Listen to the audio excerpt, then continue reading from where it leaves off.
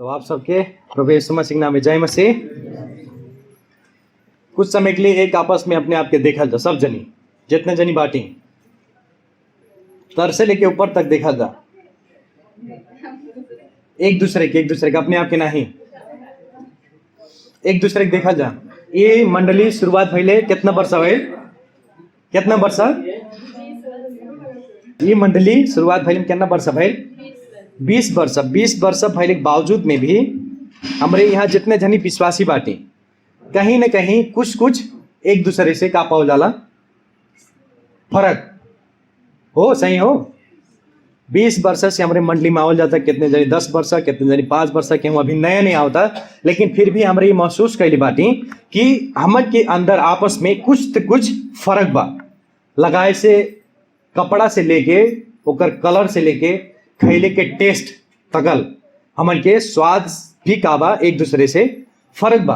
वैसे कहे कि संसार में आप सबके मालूम है कि का कहल है अंगूठा छाप है, अंगूठा के जौन छाप बा यहाँ जितने जनी बैठल बाटे सबके का बा फर्क बा।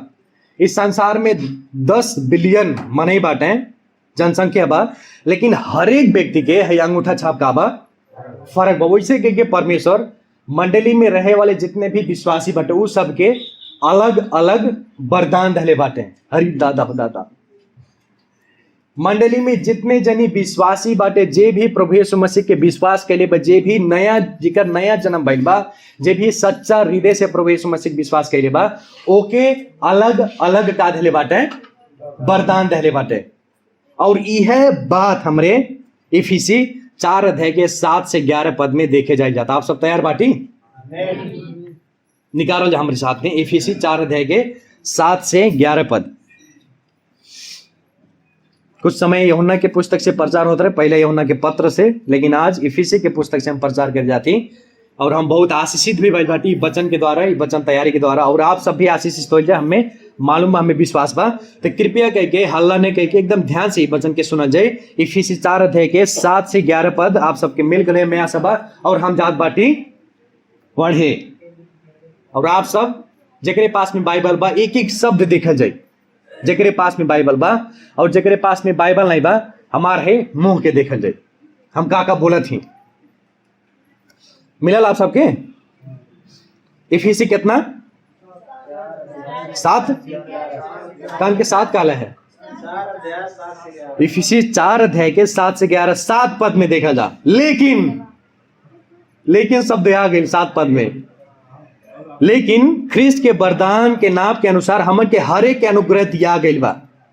8 पद एकरे कारण ऐसन कहल बा, धर्मशास्त्र में कहल बा, प्रभु यीशु मसीह बहुत ऊपर चढ़ गइल हैं और कैदी लोग के बंदी बना के ले गए और तब का कहले मानिस के विश्वासिन के वरदान धरे। 9 पद में अभी उच्च में चढ़े जाए, मतलब का हो लिखा था 9 पद में, केवल यह हो कि प्रभु यीशु मसीह पृथ्वी के निचला भाग में भी गईले।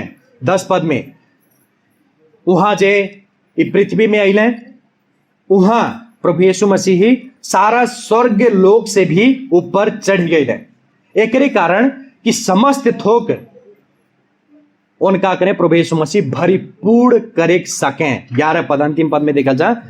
और तब वरदान के सूची देते बाटे, कौन कौन वरदान दहले बाटे मंडली में 11 पद में। और उनके मतलब प्रभु यीशु मसीह के वरदान ई हो यह रहल कि केहू का बनी प्रेरित लोग, केहू आगम वक्ता लोग, केहू प्रचारक लोग और केहू लोग मंडली के पास्टर और केहू शिक्षक लोग बन सके। वचन पढ़ाई सुनाई में आशीष मिले, आमीन।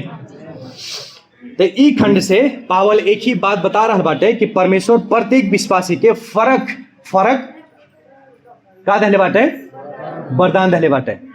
सब जनी बोले जा, परमेश्वर प्रत्येक विश्वासी के फर्क वरदान धले बाटे। लेकिन के विश्वासी के, अविश्वासी नहीं, जे केहू प्रभु यीशु मसीह विश्वास नहीं कैले बा ओ के नहीं, केवल जे विश्वास के लिए बा ओके भर ही परमेश्वर का के लिए बाटे अलग अलग फर्क वरदान धले बाटे। एक के समान के वरदान नहीं धले हैं, लेकिन फर्क वरदान धले बाटे। हम ये बात कहां से बोले थी, जब पद 7 में देखा जाए यहाँ लिखल बा अनुग्रह दिया गई बा।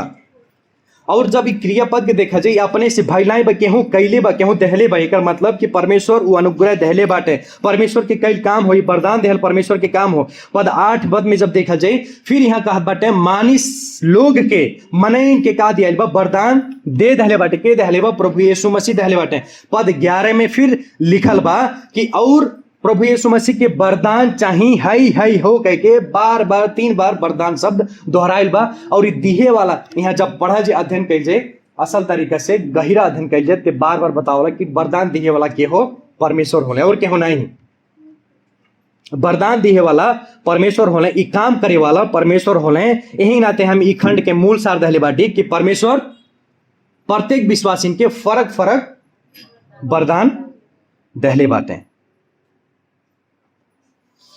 जे केहू जैसे हम आगे भी बतैली जे केहू भी नया जन्म पहले बा ओकरे पास में आत्मिक वरदान परमेश्वर दहले बाटे, ओके आत्मिक वरदान से परमेश्वर भरले बाटे। यहाँ शब्द के देखा जा शब्द के हेर फेर बा कहत बटे हर एक लाई नेपाली में मतलब सबके जे केहू भी प्रभु में विश्वास कैले बा। यहाँ लिखल बा ख्रिस्ट के वरदान के नाप के अनुसार, नाप के अनुसार के मतलब का हो, जैसे टेलर लोग हमन के मंडली में टेलर लोग बाटे, जब कपड़ा सिए के रहला लंबाई चौड़ाई ओकरे बाद में मोहड़ी कितना रही ओकरे बाद में छाती कितना रही सब कुछ नाप नाप के तब जाके कपड़ा बनावल। वैसे प्रभु यीशु मसीह भी हमन के नाप नाप के वरदान दहले बाटे।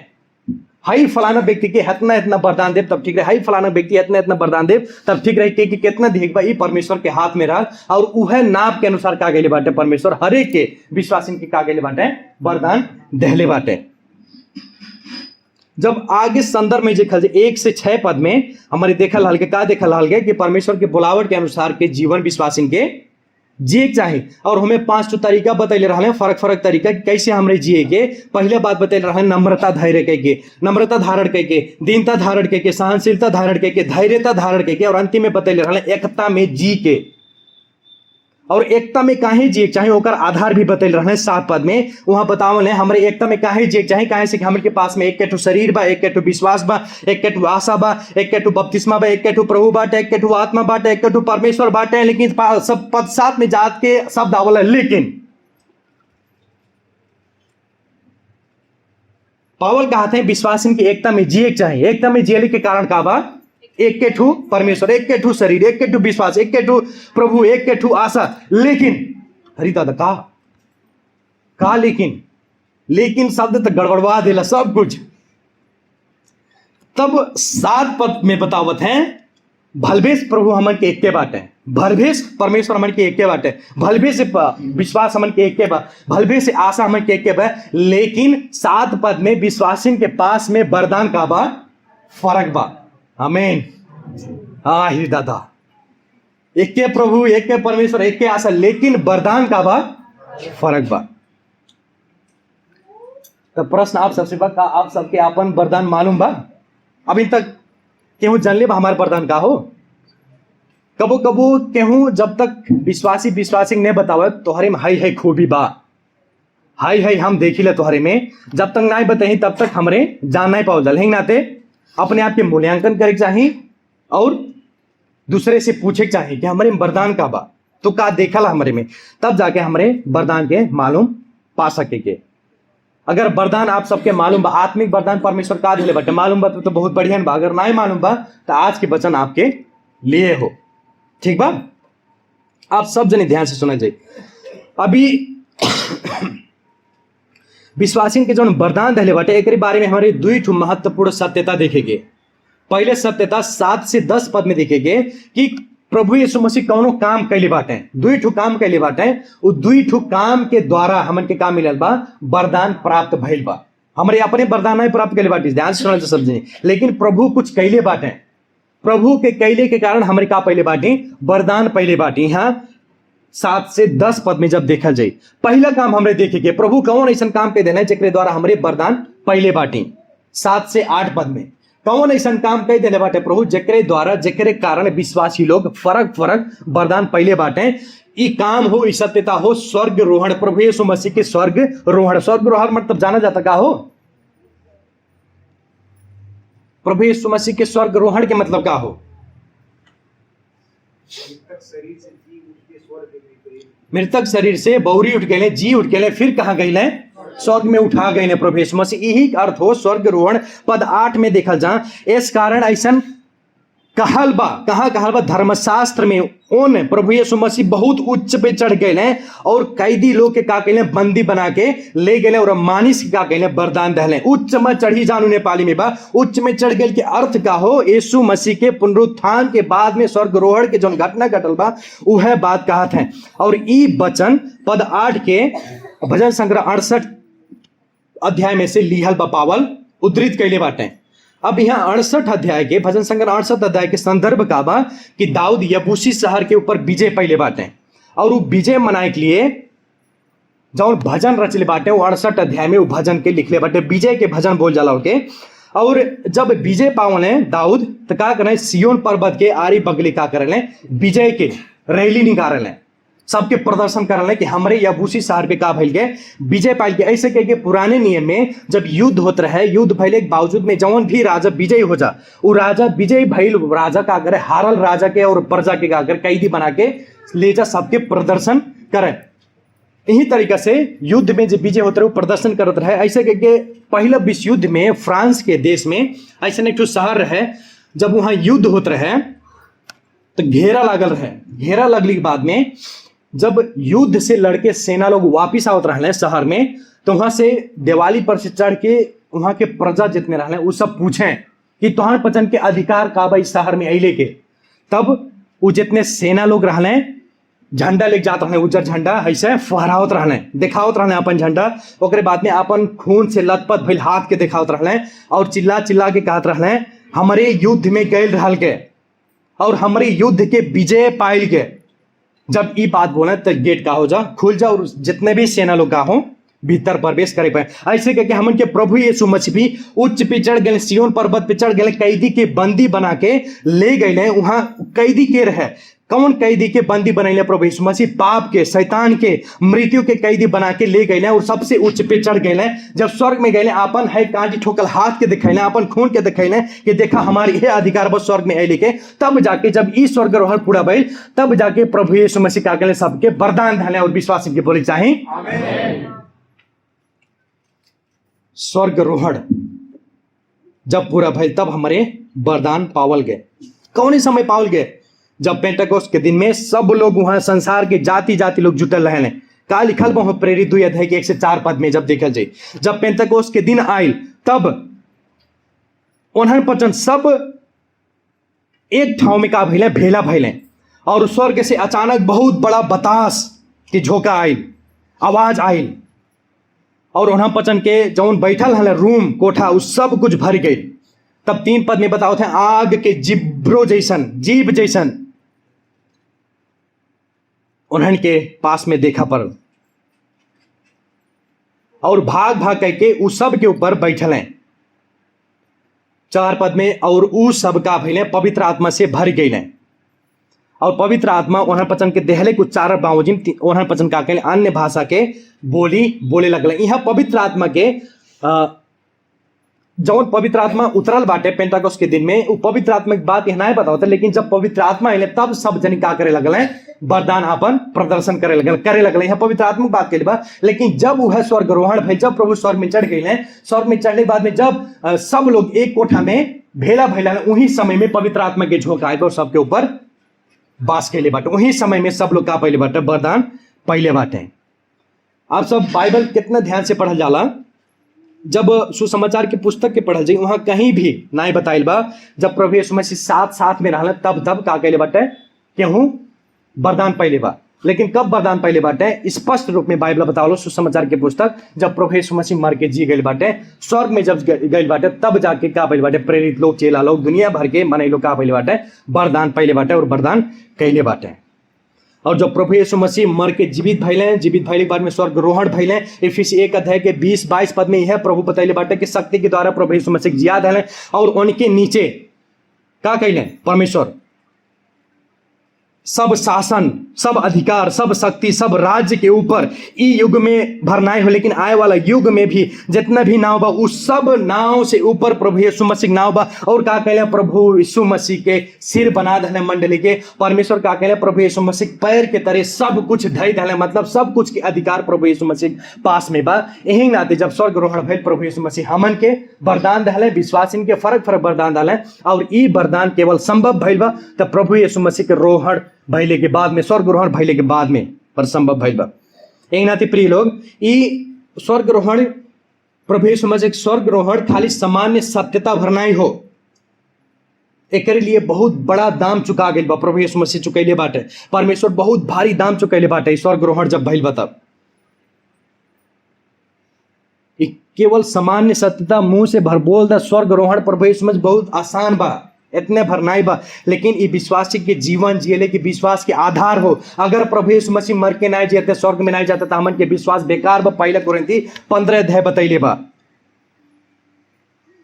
यही नाते प्रिय लोग, सब जने मिलके परमेश्वर के का कही जा, धन्यवाद दिल जा, उनके प्रशंसा कही जा कि प्रभु यीशु मसीह अइले संसार में, फिर मृत्यु से जी गए, फिर स्वर्ग में चल गए और हमन के का कहले वरदान दहले। और अवश्य जब हमारे विश्वास में स्थिर रह जाए, हमारे भी प्रभु यीशु मसीह के वो कांटे ठोकल हाथ के देखे के, वो घाव के हमारे देखे के, प्रभु जैसे बाटे 2000 साल पहले जैसे रहल वैसे हमारे भी देखे के, और विश्वास इनके बोले चाहे हमारे देखे के प्रभु यीशु मसीह की जौन चोट लागल बा वो घाव के देखे के, वो खून बहाल घाव के देखे के प्रभु यीशु मसीह के। ई रहल पहला काम प्रभु यीशु मसीह कहले, जेकरे द्वारा हमारे वरदान पाइल के। दूसरा काम हमारे 9 से 10 पद में देखे के स्वर्ग रोहण देखल गया। दूसरा काम कैले बाटे प्रभु यीशु मसीह, दूसरा चमत्कार भइल बा परमेश्वर कैले बाटे कि प्रभु के मानव अवतरण, प्रभु यीशु मसीह के मानव रूप के अवतार।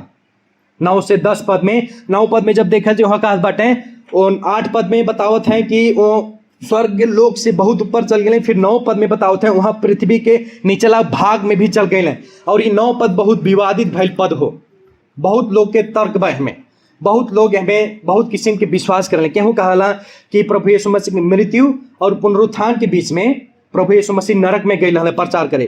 कितने लोग विश्वास करें कि प्रभु यीशु मसीह मृत्यु और पुनरुत्थान के बीच में जौन समय रहला उस समय में जल प्रलय से पहले के मरण के जितने भी रहला ओके सुसमाचार प्रचार कर गए। कितने लोग कहले कि पतित स्वर्गदूत जौन नरक लोक में बंद बाटे, हेदिस में जौन बोल जाला, ओके दोषी लगाए गए, उस सबके दोष दिखाए गए कि हम ही मानिस के पुत्र होली और मानव जाति के लिए हम ही मरल हली के जो उनकी पहला पत्रुस 3 अध्याय के 19 पद में बतावला। लेकिन जब ये सब मध्य नजर रखे के तो हिब्रू 9 अध्याय के 27 पद में जब आवा जाला वहां बताइल बा कि मृत्यु निश्चित बा और मृत्यु के बाद में न्याय निश्चित बा, या तो व्यक्ति स्वर्ग में जाए या तो व्यक्ति नरक में जाए। तो ये सब तर्क कोनो भी काम लायक नहीं बा। जब हमारे कहा प्रभु यीशु मसीह मरल लोग के सुसमाचार प्रचार कर गए, क्या है कि बाइबल बतावला मृत्यु के बाद में या तो स्वर्ग में या तो नरक में, तो प्रचार के लिए कोनो भी फायदा नहीं बा।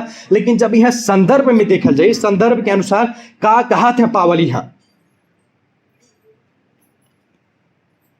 बहुत साधारण बात कहा था जौन कि हमारे जाने जाला पृथ्वी के निचला भाग में चल गए, मतलब प्रभु यीशु मसीह ब्रह्मांड के ऊपर से, स्वर्ग लोक से ऊपर से जौन परमेश्वर अदृश्य रहले वो परमेश्वर होते हुए भी मानव रूप के धारण करके संसार में चल गए, स्वर्ग के छोड़ के संसार पतित संसार में चल गए। और बार बार बतैले बटे सुसमाचार की पुस्तक में का बतैले कि हम सेवा पाए के लिए नहीं, लेकिन का करे लिए सेवा करे के लिए आए रहनी। उहे रहल परमेश्वर के लिए, परमेश्वर के एकमात्र पुत्र प्रभु यीशु मसीह के लिए संसार के निचला भाग सबसे वो गहराई में नहीं गए, लेकिन पाप के गहराई में चलिए गए, पतित संसार में मनुष्य रूप धारण करके चलिए गए। यह बात पावल यहाँ बता रहल बाटे। राजा के राजा रहले प्रभु यीशु मसीह, लेकिन कहां लेटाइल रहले? चरनी में, नेपाली में बोल जाला ढूंढ में। मत्ती 8 और 20 पद में हमें बचन बहुत पसंद बा, बहुत हृदय के छुआला। प्रभु कहले बाटे बिगवन के भी रहे के लिए का बा? घर बा। ओह, बिगवन के भी रहे के लिए घर बा, लेकिन मानिस के पुत्र प्रभु यीशु मसीह के लिए ऐसे सर रखे के जगह नहीं बा। यह हो प्रभु यीशु मसीह संसार के निचला भाग में चल गए और अंतिम में अपन प्राण क्रूस पे का कहले बलिदान के दहले।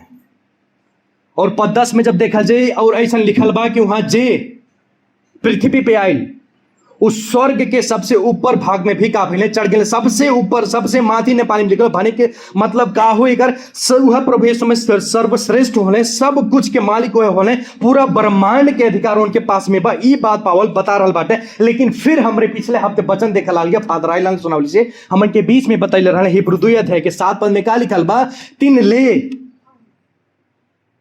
परमेश्वर का कहले प्रभु यीशु मसीह के कुछ समय के लिए स्वर्गदूत से भी का कहले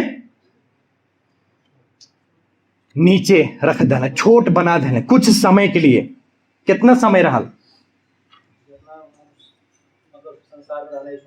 33.5 वर्ष। और अंतिम में का प्राप्त कैले? महिमा के मुकुट। वह हिब्रू 2 अध्याय में जब देखल जाए और फिर देखल जाए कि उनके पांव के नीचे सब कुछ रखी दे, मतलब वह प्रभु यीशु मसीह विजय होले। हमन के यह प्रभु यीशु मसीह विजय प्रभु होले और हमेशा विजय हो ही, विजय भइल बाटे, विजय बाटे और विजय रही और विश्वासन के बोले चाहे।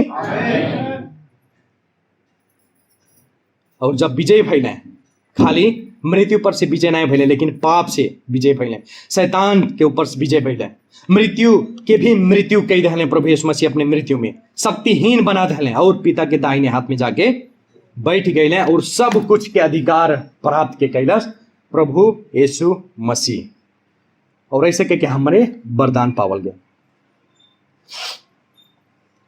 जैसे कि स्वर्गरोहण भी हमारे के लिए सामान्य सत्यता नहीं हो प्रिय लोग, वैसे के प्रभु यीशु मसीह के मानव रूप धारण भी सामान्य सत्यता नहीं हो। हमारे ऐसे शब्द भर में बोल नहीं सकेंगे, एक बहुत भारी मोल चुकाइल बा। प्रभु यीशु मसीह जौन परमेश्वर के अदृश्य रूप रहले वो मानव रूप धारण के संसार में चले गए और सारा कष्ट मानव जाति के सारा दुख अपने ऊपर उठा लेने।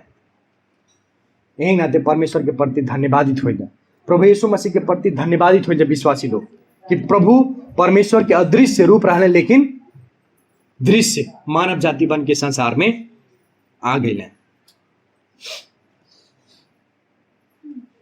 हमारे 7 से 10 पद में देखल गए प्रभु के दुई काम, चमत्कारीय काम जेकरे द्वारा मंडली वरदान पहले बाटे। कौन कौन काम हो? चमत्कारीय काम, प्रभु के स्वर्गरोहण और प्रभु के मानव रूप धारण। अब 11 पद में जो हमारे जाएंगे, 11 पद में यहाँ परमेश्वर मंडली के कौन कौन वरदान दिले बाटे ओकरे विषय में सूची बनैले बाटे, पावल लिस्ट बनैले बाटे 11 पद में देखा जा। अब मंडली के क्यों पूछ लेलस कौन कौन वरदान बा, क्यों पूछ लेलस, तब का कहा जी का बा विचार आप सबके 11 पद में जब देखा जाए तो का लागल है आप सबके? मंडली के कौन कौन वरदान दिले बाटे? यहाँ कुछ वरदान दिले बाटे हमरे देखे के। पहले वरदान, ये वरदान तो नहीं लेकिन वरदान के रूप में व्यक्ति के ही परमेश्वर उपहार वरदान दिले बाटे मंडली के लिए, व्यक्ति सहित वरदान दिले बाटे मंडली में। पहले वरदान का हो? पहला का हो?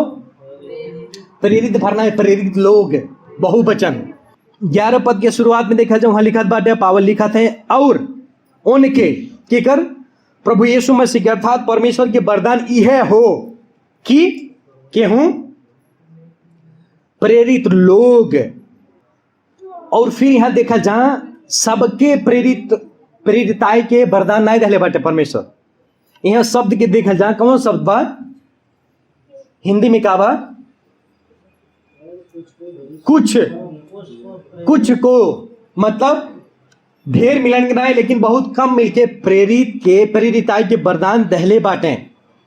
अब प्रेरित के अर्थ का हो बताओ जो समझ नहीं। हम तो बाटे बहुत प्रश्न पूछिला, यहाँ ते प्रश्न पूछा थी प्रेरित के अर्थ का हो?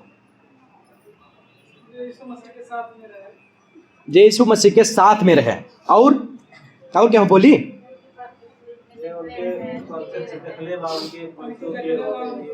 जे प्रभु यीशु मसीह के साथ में रहे, जो उनके देखले बा, जो उनके साथ में रहे, का हो? प्रेरित हो। ई प्रेरित के गुण में पड़ी। लेकिन प्रेरित शब्द के शाब्दिक अर्थ का हो कि परमेश्वर के द्वारा पठा गए कौनो जन, कौनो व्यक्ति, कौनो विशेष काम के लिए ये प्रेरित शब्द के अर्थ हो। और प्रेरित भइले के लिए कुछ मापदंड रहल, कुछ गुण रहल, जैसे आप सब बतावल गए। पहला कार्य है कि प्रभु यीशु मसीह के द्वारा प्रत्यक्ष रूप में चुनल हो एक परत। प्रेरित 9 अध्याय के 15 पद में बताइले बाटे पावल काले बाटे पावल के प्रभु कहले बाटे कि हम का होली परमेश्वर के लिए चुनल जन होली उनके काम के लिए। प्रेरित 9 अध्याय के 15 पढ़ें। दूसरा का हो रहे कि वो व्यक्ति जे भी प्रेरित रहे वो व्यक्ति प्रभु यीशु मसीह के पुनरुत्थान के खास करके पुनरुत्थान के प्रत्यक्षदर्शी होए के रहत रहे। पहले कुरिन्थी 9 अध्याय के 1 पद में जब एक संदर्भ देखल जाए वहां बहुत झूठा प्रेरित लोग रहले जे केहू प्रभु यीशु मसीह देखला ही नहीं रहला। तब प्रेरित अपने आप के प्रतिरक्षा कैले बाटे का हम प्रेरित नहीं होली, का हम प्रभु यीशु मसीह के देखले नहीं बाटी। और तीसरा अगर केहू प्रेरित रहे तो चमत्कार और चिन्ह दिखाइले में सक्षम रहत रहल। प्रेरित 2 अध्याय के 43 पद में जब मंडली थपत गइल बा तब प्रेरित लोग भी विभिन्न किस्म के बड़ा बड़ा चमत्कार चिन्ह दिखावत गइल बाटे। और प्रेरित लोग के काम कर है मंडली के शिक्षा दिए के, पत्र लिखे के, चेला निर्माण करे के, पास्टर एल्डर नियुक्त करे के। और बाइबल में जब देखल जाए तब खास करके 13 जनी के बाइबल प्रेरित बतैले बा कि हो 13 जनी, 12 जनी प्रभु यीशु मसीह के चेला और एक ठू के हो पावल। लेकिन जब बाइबल के और गहरा रूप से पढ़ल जाए बारनबास के, एपोफ्रैडिटस के, तीतस के भी प्रेरित बताइल बा। हालांकि वहां हमरे नहीं जाए जाता। लेकिन प्रश्न आप सबसे ई बा, अब आप सबसे हम पूछल चाहती कि का सब चेला प्रभु यीशु मसीह के सब चेलन के प्रेरित कहीं मिली? प्रभु यीशु मसीह चेला जिन रहने 12 चेला उकार रहने प्रेरित रहने। अब हमें बताओ जा कि प्रभु यीशु मसीह 12 चेला भर रहे और भी रहने साइड में, ठीक बा? प्रभु यीशु मसीह पीछे पीछे चले वाला रहने का सब चेला लोग के प्रेरित कहीं मिली जे प्रभु यीशु मसीह के साथ में रहल?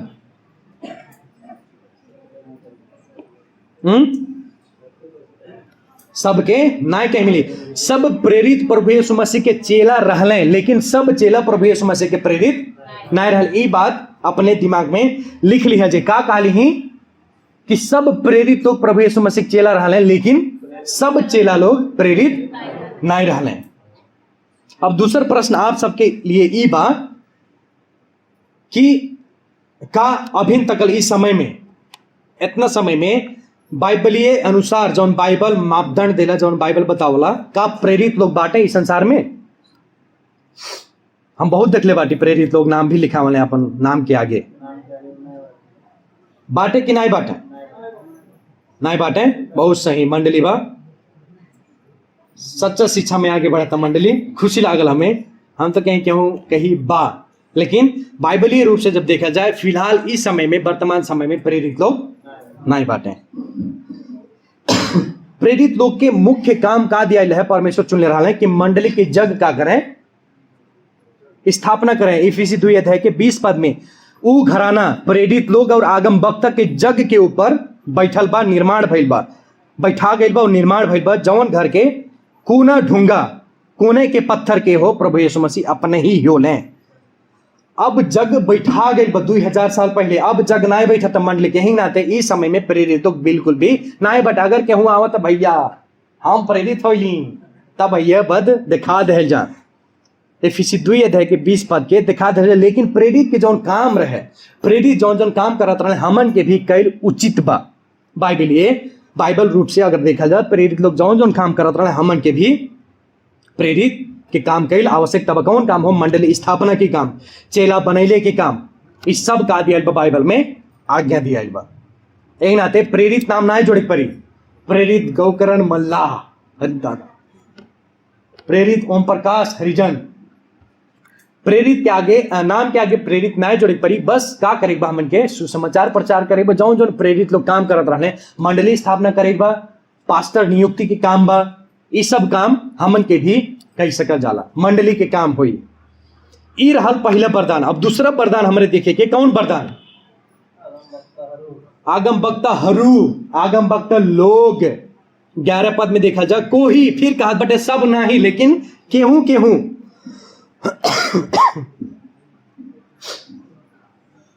केहू केहू का हुई? आगम वक्ता हुई ही।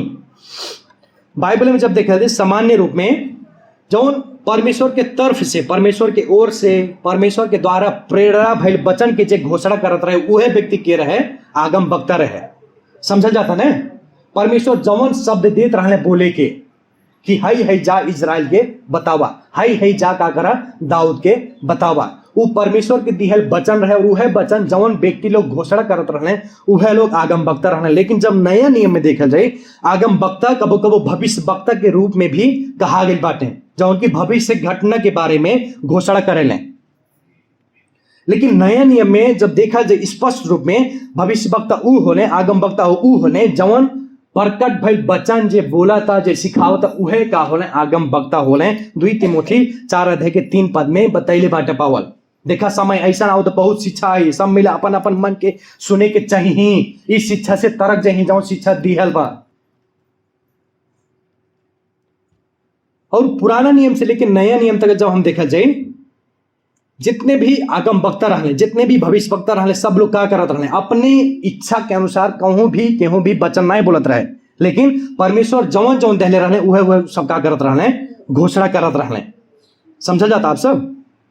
वहां वचन हर समय भविष्यवाणी नहीं करें कि अरे बाबू अब नेपाल के प्रधानमंत्री बालन शाह होने वाला बाटे। हम देखा थे न्यूज अभी देखली हाल ही में कितने लोग अभी भी मंडली में पास्टर ओइसन व्यक्ति के पास्टर कहीं मिली कि नहीं कहीं मिली हम नहीं जाने थी, शायद वो व्यक्ति वचन असल तरीके से बुझले नहीं बाटे। अभी हाल ही हम एक न्यूज देख ली हमें पास्टर बोलत बाटे हमें परमेश्वर दर्शन दल है बालन शाह अब नेपाल के प्रधानमंत्री बने वाला बाटे। ई भविष्यवाणी जब हम सुनली तो हमें लागल इत आषाढ़ महीना में पानी बरस लेके भविष्यवाणी क्यों करा था। सबके मालूम बा बालन शाह प्रधानमंत्री बनबे करी ते में भविष्यवाणी करी जरूरी कौन बा। ई कहल आषाढ़ महीना में पानी बरस लेके बराबर हो कि अरे आषाढ़ लागल बा हम भविष्यवाणी करा थी पानी बरसिल ले, अरे आषाढ़ महीने पानी बरसबे करी। तो जब हमारे देखा जाला अब आप सबसे प्रश्न ई बा, अब बताओ जा का फिलहाल समय में अभी भी आगम वक्ता बाटे, आगम वक्ता बाटे कि नहीं बाटे? नहीं बाटे नहीं। बहुत सही, सच्चा शिक्षा में बढ़ा था मंडली, खुशी लागत हमें। तब ई परमेश्वर जब आगम वक्ता के चुनले रहले उतना समय में अपन वचन प्रकट करे के लिए परमेश्वर आगम वक्ता लोग के चुनले रहले, नियुक्त केले रहले। लेकिन प्रकाश के अंतिम पुस्तक के बाद में सब कुछ भविष्यवाणी का हो गई पूरा अभी कुछ होए बा लेकिन सब खत्म हो गया। अब कोनो भी भविष्यवाणी नहीं रह गई बा। प्रकाश के पुस्तक जब कैनन भइल, जब बाइबल के विद्वान लोग परमेश्वर के पवित्र आत्मा के प्रेरणा में बाइबल के समग्र रूप में जोड़ लें कौन कौन पुस्तक रखे चाहिए सोच विचार कैले तो 66 पुस्तक में ही पूरा आगमबाड़ी भविष्यवाणी सब कुछ का हो गई बा, पूरा हो गई बा।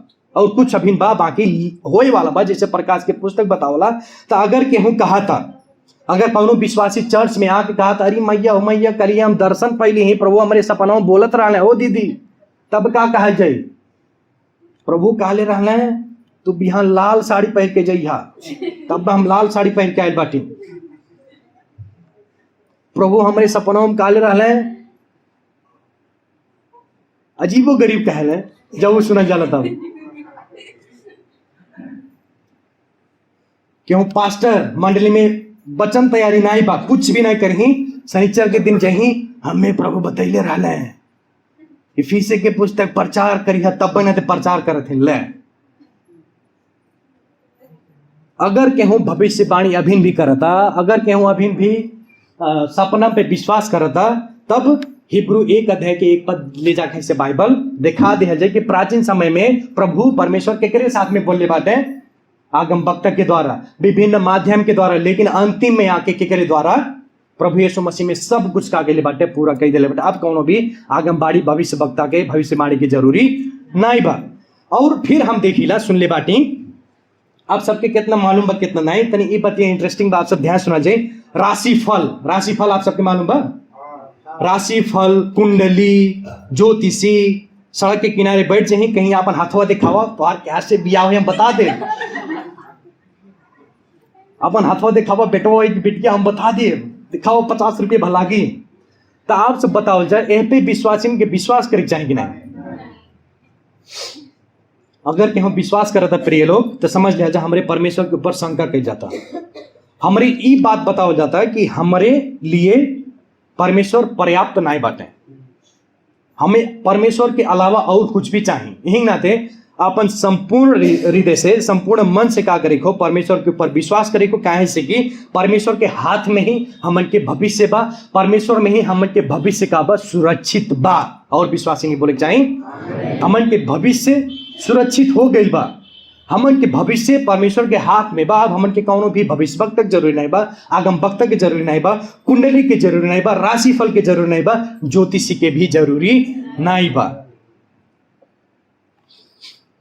हमन के लिए पर्याप्त बा परमेश्वर के वचन। परमेश्वर के वचन ही हमन के लिए सब कुछ के लिए पाठ सिखावला। ई भइल दूसरा वरदान। अब हमन के तीसरा वरदान में देखे के, तीसरा वरदान में देखा जा का लिखल बा, नेपाली में बा प्रचारक लोग भर, लेकिन हिंदी में बहुत बढ़िया शब्द बा का सुसमाचार प्रचारक। और ये प्रचारक जब 11 पद में लिखत है तीसरा वरदान में, व्यक्ति के रूप में वरदान में जब बताओ बटे पावल, ये प्रचारक ओइसन व्यक्ति होले, वरदान पाइल व्यक्ति होले, विशेष वरदान पाइल व्यक्ति होले कि चाहे जौन भी अवस्था में, चाहे जौन भी परिस्थिति में सजिलो तरीका से, सजिलो शब्द में अविश्वासी के सुसमाचार प्रचार कैली ही। ओइसन व्यक्ति के बाइबल बताइले बा सुसमाचार प्रचारक हम केहू के जानीला। हम मंडली में बाटे, सबके जीवन से तनाए देखले बाटी, लेकिन हम एक जनिक जीवन से देखले बाटी कि चाहे जौन भी अवस्था में रही, चाहे जहां भी रही, बहुत सजलू तरीका से अविश्वास इनके सुसमाचार प्रचार कही देला। इहो भी देहल वरदान हो। और दूसर शब्द में जब एक अर्थ देखल जाए कि सुसमाचार के प्रचारक जौन हिंदी में कहल बा या था मिशनरी, और सुसमाचार के प्रचारक वरदान प्राप्त भइल व्यक्ति का करल है, एक ठाव से लेके, एक जगह से लेके दूसरा जगह पे जाही, यात्रा में जाही और का करें सुसमाचार प्रचार, पश्चाताप के लिए अविश्वासी के आराधना करें। ओके, सुसमाचार प्रचारक बाइबल में बोलल बा, घरे बैठे बैठे भर ना ही। जब बाइबल में हमारे देखा जाए प्रेरित 21 के 8 पद में फिलिप के प्रचारक बोल गई बा। जब 2 तिमोथी 4 अध्याय के 5 पद में देखा जाए, पावल तिमोथी के आराधना कैले बाटे, आज्ञा देले बाटे कि तू सुसमाचार के प्रचार के काम का करा, निरंतर करते रहा, ने छोड़ा। और जब लूका के पुस्तक में देखा जाए, प्रभु यीशु मसीह की भी सुसमाचार के प्रचारक कहा गई बा, बता गई बा। प्रभु यीशु मसीह सबसे असल सुसमाचार के प्रचारक होले। वो चाहे जैसन व्यक्ति के भी सजलो शब्द में का करत रहे सुसमाचार प्रचार कही देते रहे, लइकन के साथ में भी, बड़न के साथ में भी, शास्त्री और फरीसी जेकरे पास में बहुत ज्ञान रहे ओकरे साथ में भी असल तरीके से सजलो शब्द में अपन सुसमाचार के प्रचार प्रभु यीशु मसीह कई दहले रहे। यही नाते मंडली की जिम्मेदारी का हो कि हमारी निरंतर सुसमाचार प्रचार करते रहे। चाहे ई सजेशन नहीं हो, ई कौनो विचार नहीं हो, लेकिन बाइबल का दहले बा, आज्ञा दहले बा कि हमारे का करिए सुसमाचार प्रचार कराए। और मंडली की जिम्मेदारी का हो जे कि सुसमाचार प्रचार करे वाला उ वैसन व्यक्ति के सिखावे जे के सुसमाचार प्रचार करे नहीं आवला, ओके सिखाए पड़ल, ओके बताए पड़ल, कैसन परिस्थिति में, कैसन अवस्था में, कैसी सजिलो तरीका से हम सुसमाचार प्रचार सुना सके।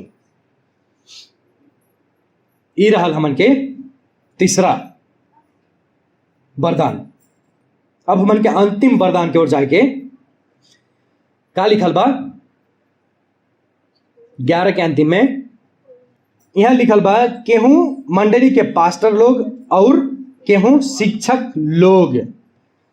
ते ई पास्टर के अर्थ जौन हो चरवाहा, शाब्दिक रूप में जब देखल जाए पास्टर के अर्थ का हो चरवाहा, और शिक्षक के अर्थ का वाला सिखाए वाला, आरती दिहे वाला। और पास्टर और शिक्षक अलग होले हैं, पास्टर और शिक्षक एक ही होले में ई बात में भी बहुत ज्यादा विवाद बा। बाइबल के विद्वान लोग कितने लोग विवाद कर रहे हैं अभी भी, केहू कहाला ये पास्टर और शिक्षक फरक फरक वरदान हो, फरक फरक व्यक्ति होने, लेकिन केहू केहू कहाला ये अलग अलग वरदान एक ही व्यक्ति में बता जाला। ये एक व्यक्ति के बात, एक व्यक्ति के विषय में बता गई बा। तो यहाँ पावल खास कहे का खोजत बाटे, ये अलग अलग वरदान नहीं हो, पास्टर अलग और शिक्षक अलग नहीं होला, लेकिन खास के बूझे वाली बात हमन के कहा बा कि सब पास्टर शिक्षक होए जरूरी बा, लेकिन सब शिक्षक पास्टर नहीं हो पाई। जैसे पहले हम बतैली का बतैली कि सब चेला नहीं होने, लेकिन सब प्रेरित का होने प्रभु यीशु मसीह के चेला हो, वैसे कह के सब पास्टर शिक्षक हो चाहिए होले, लेकिन सब शिक्षक पास्टर नहीं होले। जब हमन के देखे जाकिर नायक भी बाइबल के शिक्षा सिखावेले, बाइबल के असल तरीके से बुझले बाटे, और भी केहू विद्वान हुई बाइबल के असल तरीके से बुझले बा तो के हमन के पास्टर नहीं कह मिली। पावल यह एक बात बतावत है कि ये दोनों वरदान एक व्यक्ति में भइल जरूरी बा। जे भी पास्टर हो वो बाइबल सिखैले के योग्य के रहे, सक्षम रहे। यह बात पहले तिमोथी 3:2 में भी पावल बतैले बाटे कि जे पास्टर होए की इच्छा रखता ओके बाइबल सिखाए के, धर्मशास्त्र सिखाए के, ओके अंदर से वरदान भी होए चाहिए। और जब परमेश्वर मंडली के पास्टर और शिक्षक दहले विश्वासिन के आत्मिक देखरेख के लिए, दुख और कष्ट परले के समय में उत्साह दिए के लिए,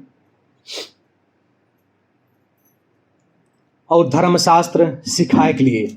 अगर केहू धर्मशास्त्र नहीं सिखा पाओ तो वो व्यक्ति पास्टर नहीं हो। लेकिन प्रॉब्लम समस्या आ जाला मंडली में जब सब विश्वासी का बने लगल है, पास्टर बने लगल है।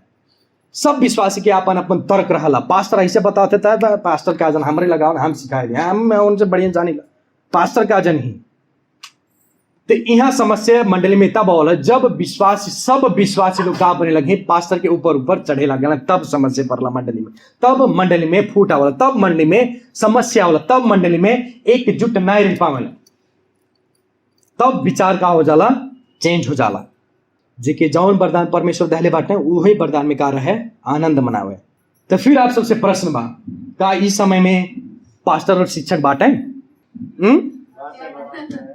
यार से हम सुनना चाहती हैं, का इस समय में पास्टर और शिक्षक बाटे अभी भी वरदान?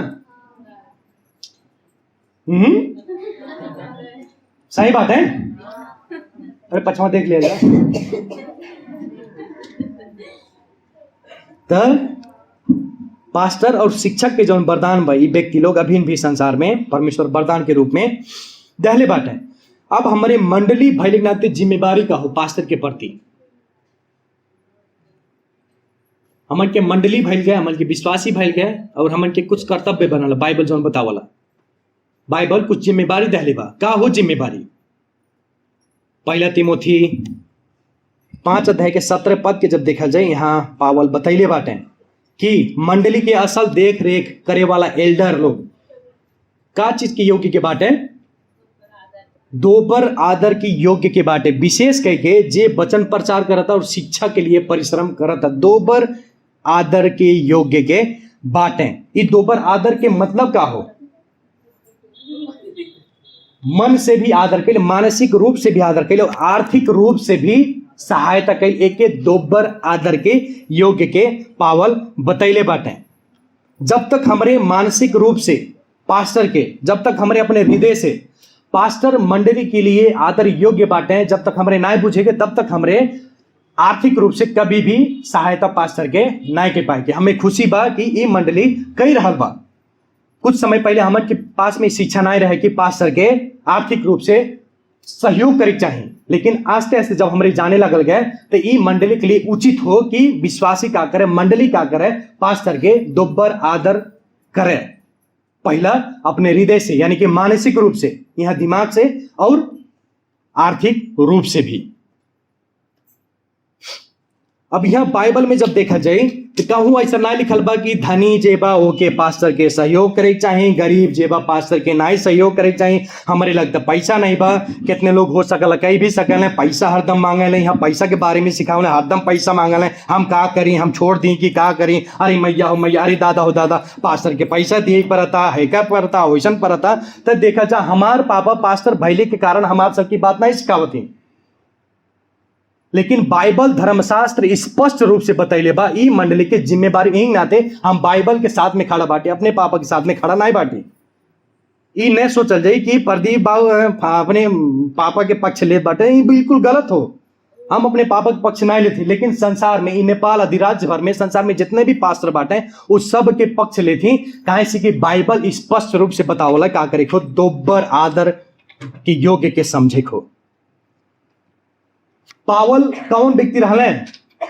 पावल के पास में पैसा नहीं रहल, बहुत सारा पैसा रहा, वो धनी व्यक्ति रहले, रोमी साम्राज्य के नागरिक रहे, शास्त्रीय और फरीसी के बड़े बड़े लोग के बीच में उठन बैठन रहना, ओकरे पास में बहुत सारा अधिकार रहे, लेकिन फिर भी कहते हैं कहां से हम खाब, हम मंडली में से खाब, हम मंडली में से जियब। कहां बताओ था, हमारे पापा नहीं बताए, लेकिन बाइबल धर्मशास्त्र बतैली बा। पहला कुरिन्थी 9:14 देखा जगह लिखल बा। पहला कुरिन्थी 9:14 में ऐसा लिखल बा, ऐसे कह के ही सुसमाचार प्रचार करे वाले सुसमाचार से ही का करें, अपन जीविका चलावे। कह के आज्ञा दहले बा, प्रभु आज्ञा दहले बाटे। गलाती 6:6 में भी ऐसा लिखल बा। बहुत बढ़िया लगल वचन हमें। वचन की शिक्षा पाए वाले हर एक लोग अपन सब असल थोक, समझा जाता, अपन सब बढ़िया चीज का करें, वचन सिखाए वाले के साथ में बाढ़ चूड़ करें। देखल जा, अब हमें आप सब पत्थर मारल जाए, ईटा मारल जाए, हमें नहीं लेने देना बा, हमें नहीं फर्क बा। हमारे विषय में अगर मंडली के विषय में पास्टर के खिलाफ नहीं जाके बतियाओ जाते तब वो कोनो फर्क नहीं बा। हम ये बात बताते रह, सिखाते रह कि पास्टर के दोब्बर आदर के योग्य समझे चाहे के जे मंडली हो, ऊ चाहे गरीब भैले चाहे दुखी भैले, चाहे पास्टर धनी बांटे चाहे पास्टर गरीब बांटे, लेकिन बाइबल स्पष्ट रूप से बतावला पास्टर के दोब्बर आदर के योग्य के समझे बा। और ई रहल पूरा परमेश्वर के दिहल फरक वरदान। इस सब कुछ परमेश्वर वरदान देने मंडली के, ताकि मंडली का हो सके, परिपक्व बन सके, ताकि मंडली और आगे बढ़ सके, प्रभु के दुल्ही हो मंडली, प्रभु के शरीर हो मंडली। जब तक ये सब वरदान हमन के मंडली के बीच में आके ना सीखे ही ना बताई हैं परमेश्वर के धर्मशास्त्र, तब तक हमन के परिपक्वता और शुद्धता और मजबूती की ओर ना बढ़ पाए के। और प्रिय लोग, आप सबके बताओ चाहती हमन के यहाँ जितने भी उपस्थित बाटी, सब लोग के पास में अलग अलग वरदान बा। यही नाते हमन के एक आपस में जलन नहीं होनी चाहिए, एक दूसरे के देख के जलन नहीं करे चाहिए, एक दूसरे के देख के डाह नहीं करे चाहिए, एक दूसरे के देख के ईर्ष्या नहीं करे चाहिए कि फलाना हेतना बाटे हम बटले नहीं बाटी, फलाना में है वरदान बा, है हमरे नहीं बा। ये परमेश्वर के देहल वरदान हो, ये हमरे प्राप्त नहीं के लिए बाटे। और फरक वरदान से भरल मंडली ही का हो, मंडली के सुंदरता हो। आप सब फूल के बगीचा में गइल बाटी कि नहीं? आप सब की गइल बा फूल के बगीचा में, जेके इंग्लिश में गार्डन बोल जाला। गार्डन के जब देखल जाए, गार्डन में जब फूल के बगीचे में जाए तो वहां कई किस्म के फूल रहा। अगर एक किस्म के फूल रहा तो बढ़िया लागल नहीं लागल, केहू ने बढ़िया लगे, लेकिन लाल उज्जर गुलाबी सब किस्म के जहां फूल रहा, पियर कलर के, उ का दर्शावला कि ई फूल के बगीचा के सुंदरता हो।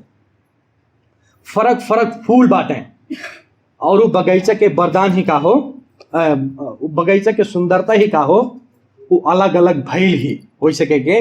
परमेश्वर भी हमन के अलग अलग वरदान दिले बाटे कि ताकि मंडली सुंदर दिख सके, ताकि सुंदर हो सके। और पत्रुस, पहला पत्रुस 4:10 में पत्रुस ऐसे लिखले बाटे, हम भोजपुरी में बताओ थी, जे जैसन वरदान प्राप्त कैले बा, देखा जा, जे जैसन वरदान पहले बा, परमेश्वर के अनुग्रह के विभिन्न वरदान पहले के भंडारे जैसन का करा, एक दूसरे के लिए प्रयोग करा। परमेश्वर यहाँ जितने भी वरदान दहले बाटे, जितने भी खूबी दहले बाटे मंडली में, ये सब कुछ एक दूसरे के सेवा के लिए दहले बाटे, एक दूसरे के आगे बढ़ाए के लिए दहले बाटे।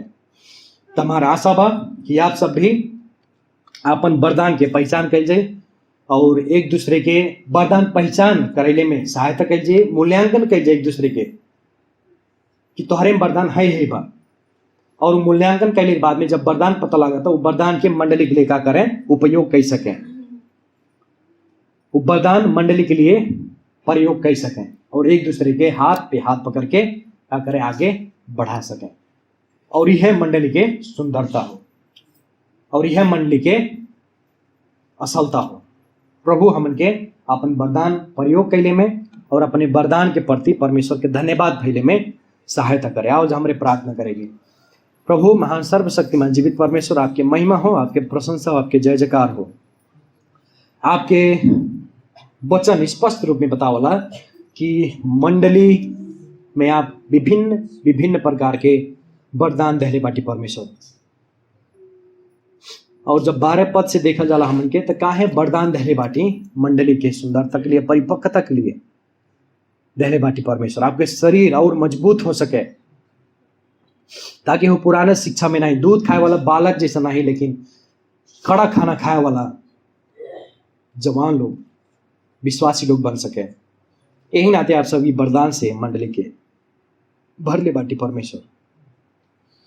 धन्यवाद हो प्रभु। हमन के सब जने के उरे दे दहल जा, ताकि एक दूसरे के मूल्यांकन कर सकल जा, एक दूसरे के वरदान के विषय में सिखा सकल जा, पूछ सकल जा, और वरदान के मंडली के लिए उपयोग कर सकल जा। प्रभु ये सारा विनती और प्रार्थना हम आपके हाथ में रखत हैं, उद्धार करता मुक्तिदाता प्रभु यीशु मसीह के नाम से मांगे थे, आमीन।